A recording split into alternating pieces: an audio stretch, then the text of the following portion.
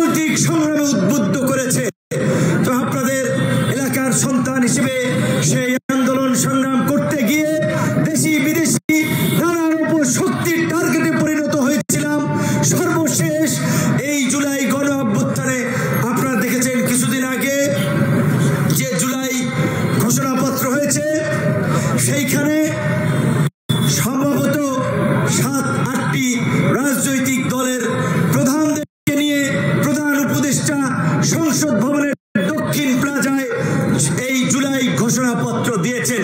সেইখানেও এই আপনাদের এলাকার ক্ষুদ্র সন্তান হিসেবে এই আন্দোলন সংগ্রামে আমাদের অবদানের কারণে আমাদের থাকার সৌভাগ্য হয়েছে এবং এই সরকারের প্রতিটি রাষ্ট্রীয় গুরুত্বপূর্ণ মিটিংয়ে রাজনৈতিক শীর্ষ দল সমূহের সাথে যখন সরকার মত বিনিময় করে পরামর্শ নেয় আমাদেরকেও সেখানে ডাকে মূল্যায়ন করে একই সাথে জেলা উপজেলা পর্যায়েও ক্রিয়াশীল রাজনৈতিক দলগুলোকে নিয়ে যখন আইন শৃঙ্খলা মিটিং সহ সরকারের উন্নয়ন কর্মকাণ্ডকে কিভাবে জনগণের কাছে পৌঁছানো যায় সেই মিটিংগুলোতেও গণ অধিকার পরিষদের প্রতিনিধিরা থাকে। সরকারে যারাই থাকে তাদের ভুল ত্রুটি ধরিয়ে দেওয়ার জন্য গণতান্ত্রিক ব্যবস্থায় একটি শক্তিশালী বিরোধী দলের প্রয়োজন হয়। এখন এই অন্তর্বর্তীকালীন সরকারের সময় বিএনপি বলছে আমাদের সরকার, জামায়াত বলছে আমাদের সরকার, এনসিপি বলছে আমাদের সরকার, আমরা সকলেই বলছি আমাদের সরকার, কারণ আমরা সকলেই মিলে এই ফ্যাসিবাদী স্বৈর শাসনকে উৎখাত করেছিলাম।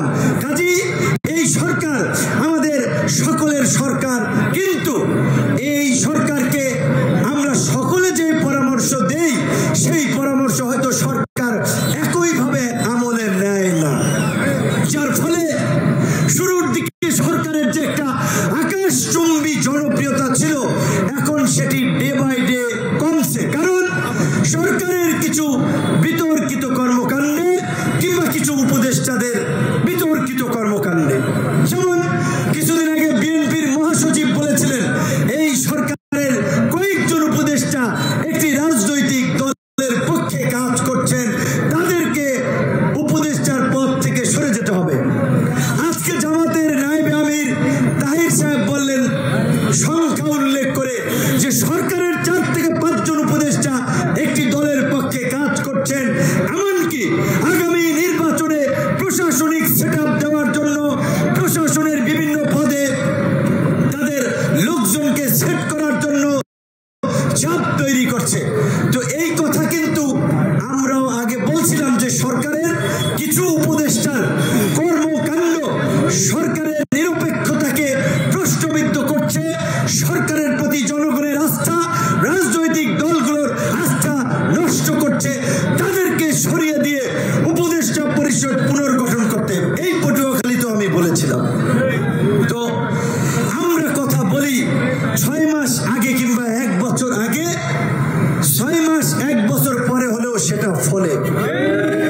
ইউটিউব গুগলে যান, অসংখ্য বক্তব্যে বলেছিলাম আওয়ামী লীগের আমলে যে কালো মুজিব কোটের আধিপত্য, ওই এমন এক সময় আসবে ফিরি দিলেও মানুষ মুজিব কোট নিবে না, গুলিস্তানে মুজিব কোট কেউ বেচবে না। হয়েছে পরিণতি তাই, এখন কেউ মুজিব কোট পরে, অনেকে সাদার সাথে কালো ড্রেস কম্বিনেশনের পরে ভালো লাগে, এই কারণে আওয়ামী লীগ করে না, সেও ভয়ে এখন মুজিব কোট পরে না। আমরা বলেছিলাম শ্রীলঙ্কার মতো এই ফ্যাসিবাদী স্বৈর শাসক প্রধানমন্ত্রীর গণভবন দখল করতে হবে, গণভবনের সুইমিং পুলে দেশের জনগণ সাঁতার কাটবে। হয়েছে কারাগারে বন্দি থেকে, প্রিজন ভ্যান থেকে বলেছিলাম আর মাত্র 10% বাকি আছে। হয়েছে হয়েছে আজকে আস্তে আস্তে একটা পুরনো বক্তব্য ফেসবুক মনে করিয়ে দিয়েছে। 2023 সালের 13 অক্টোবর বিএনপির কার্যালয়ে পল্টনে ঢাকা মহানগর উত্তর দক্ষিণ বিএনপির একটি সমাবেশ ছিল। সাবেক প্রধানমন্ত্রী বেগম খালেদা জিয়ার সুচিকিৎসা এবং মুক্তির দাবিতে, ব্যাখ্যা বিস্তারিত বলি নাই, রাজনৈতিক সচেতন কর্মীরা বোঝে। বলেছিলাম যে খালেদা জিয়ার মুক্তি এবং গণতন্ত্রের মুক্তি একই সূত্রে গাঁথা। কাজে আমরা যদি ফ্যাসিবাদকে হটাতে পারি, গণতন্ত্রের মুক্তি হবে, খালেদা জিয়ারও মুক্তি হবে। 24-এর গণ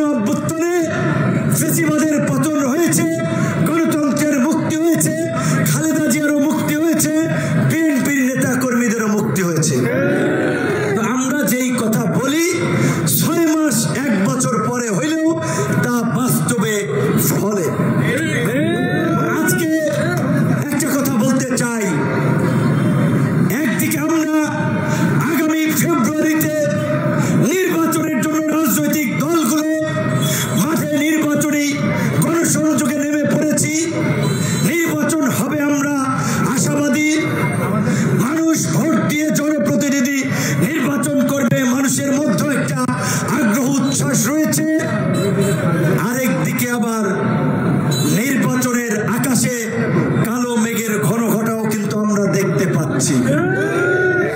কাজেই আজকে গণ অভ্যুত্থানের শক্তি সমূহ বিএনপি যদি সরকারকে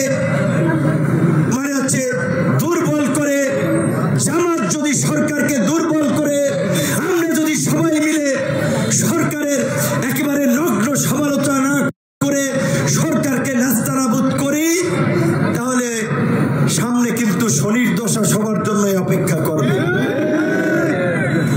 তো কাজেই স্থান কাল পাত্র ভেদে আমাদের ভূমিকা নেওয়া প্রয়োজন, প্রেক্ষাপট বিবেচনা করে আমাদের কথা বলা প্রয়োজন। এখন কিভাবে একটি অবাধ, সুষ্ঠু, নিরপেক্ষ নির্বাচন করা যায়, কিভাবে জনগণের ভোটের মাধ্যমে জনপ্রতিনিধি নির্বাচনের একটা ব্যবস্থা করা যায়, আমাদের সকল রাজনৈতিক দলকে সেই দিকে মনোযোগ দেওয়া উচিত। আজকে যদি কথার বাহাসে টেলিভিশন, পত্র পত্রিকা, নিউজের হেডলাইনের জন্য শুধুমাত্র কথার বাকযুদ্ধ চালায়, সেই পরিস্থিতি কিন্তু কারো জন্য ভালো কিছু পরে বয়ে আনবে না।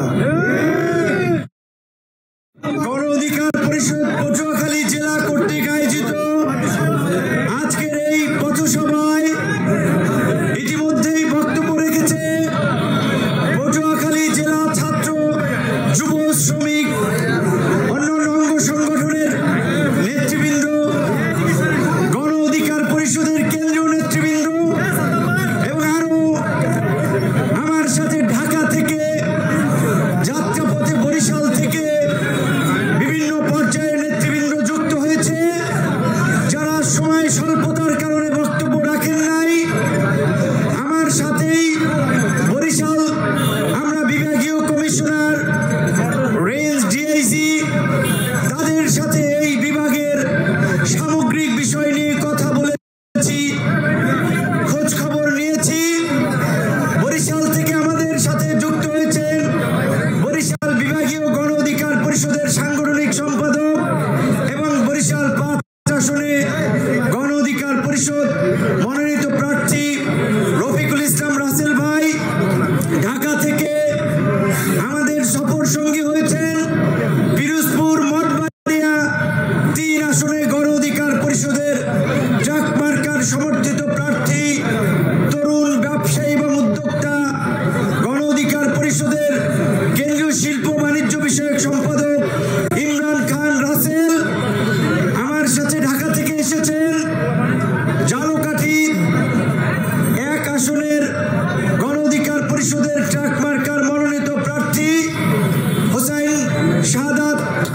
আমার সাথে আপনাদের এলাকার সন্তান, পটুয়াখালী 1 আসনের গণ অধিকার পরিষদের ট্রাক মার্কার মনোনীত প্রার্থী শহীদুল ইসলাম ফাহিম, পটুয়াখালী 4 আসনের মনোনীত প্রার্থী রবিউল ইসলাম এবং বাউফলেও পটুয়াখালী 2 আমাদের মনোনীত প্রার্থী হাবিব মাস্টার, তিনি এই মঞ্চে আছেন। বিভিন্ন পর্যায়ের নেতৃবৃন্দ আছেন। সবাই কথা বলতে গেলে কয়েক ঘন্টা লেগে যেত। এমনিতেই 4টার প্রোগ্রাম, এখন প্রায় 7টা বাজে, 3 ঘন্টা লেট হয়েছে। আমরা আন্তরিকভাবেই দুঃখ প্রকাশ করছি। অনেক মানুষের কষ্ট হয়েছে, অনেকক্ষণ অপেক্ষা করা, দাঁড়িয়ে থাকা, এবং যেহেতু একটি রাস্তার একটি অংশ বন্ধ করে সমাবেশ করতে হয়েছে, মানুষের যদি কষ্ট হয়ে থাকে সেই জন্য আমরা ক্ষমা প্রার্থী। তবে এইটুকু আপনাদেরকে বলতে পারি, আজকের আমাদের যে সমাবেশ, এই সমাবেশও এই আপনাদেরকে কেন্দ্র করেই। গণ অধিকার পরিষদের যে দলীয় স্লোগান, জনতার অধিকার, আমাদের অঙ্গীকার, আমাদের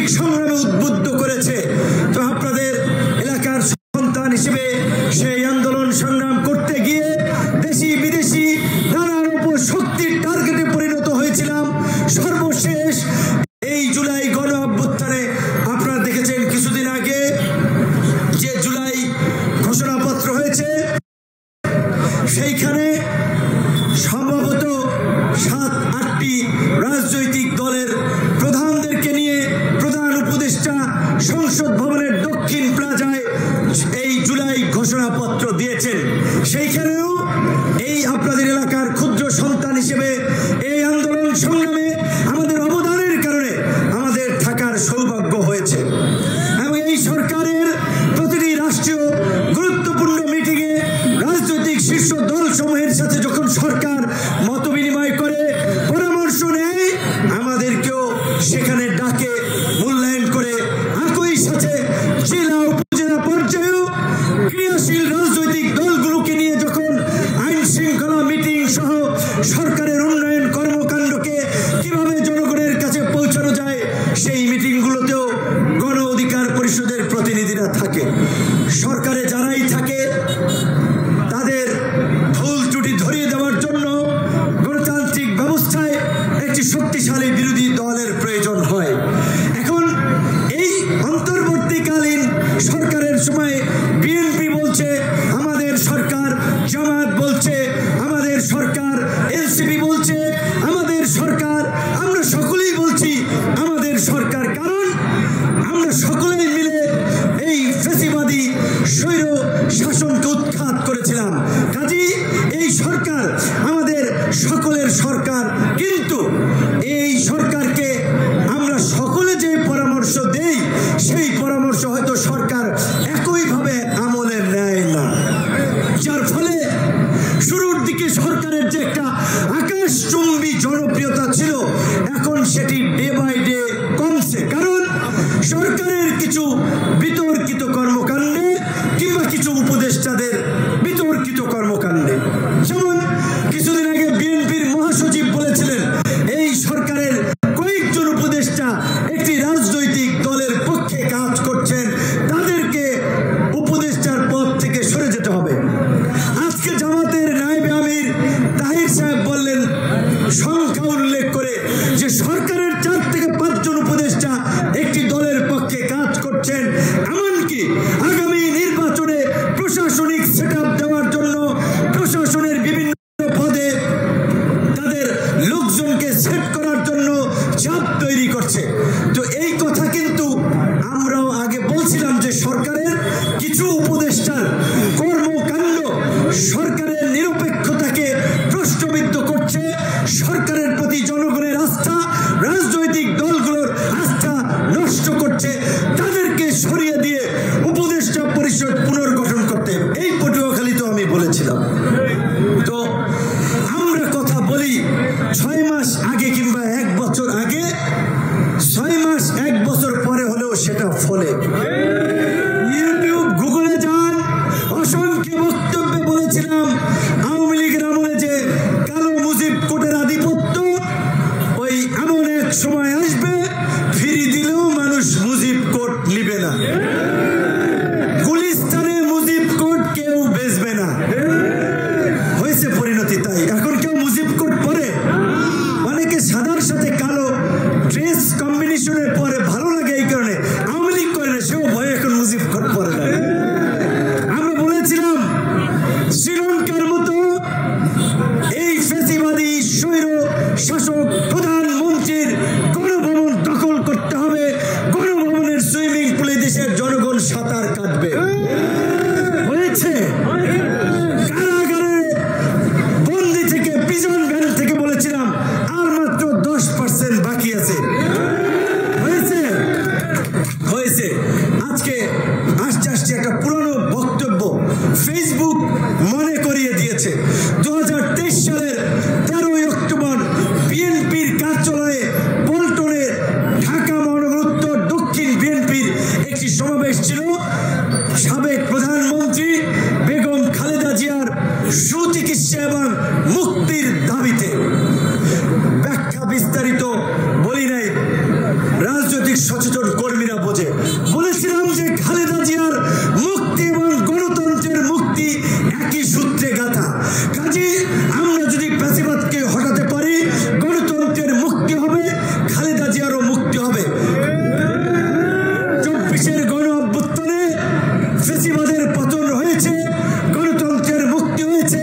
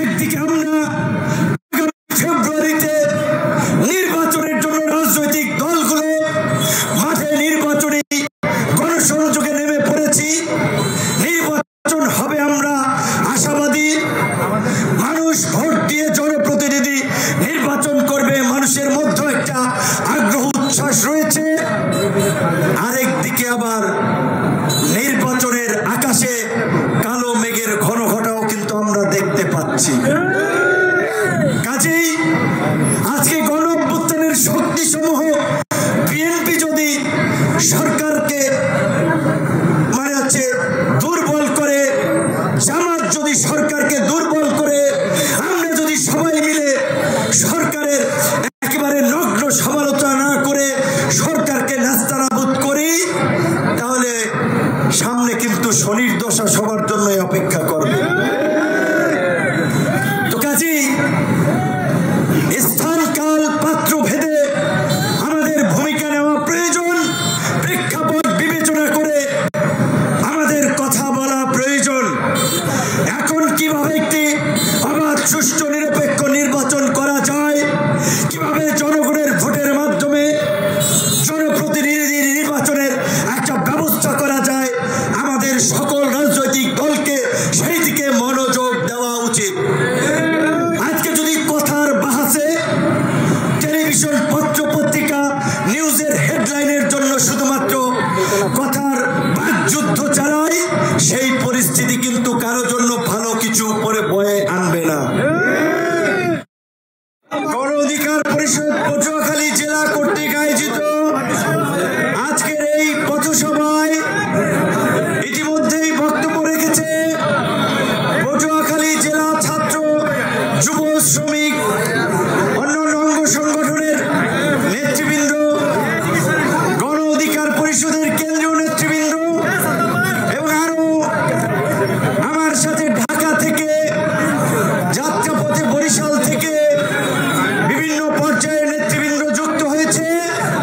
যারা সময় স্বল্পতার কারণে বক্তব্য রাখেন নাই, আমার সাথেই বরিশাল আমরা বিভাগীয় কমিশনার, রেঞ্জ ডিআইজি, তাদের সাথে এই বিভাগের সামগ্রিক বিষয় নিয়ে কথা বলেছি, খোঁজ খবর নিয়েছি।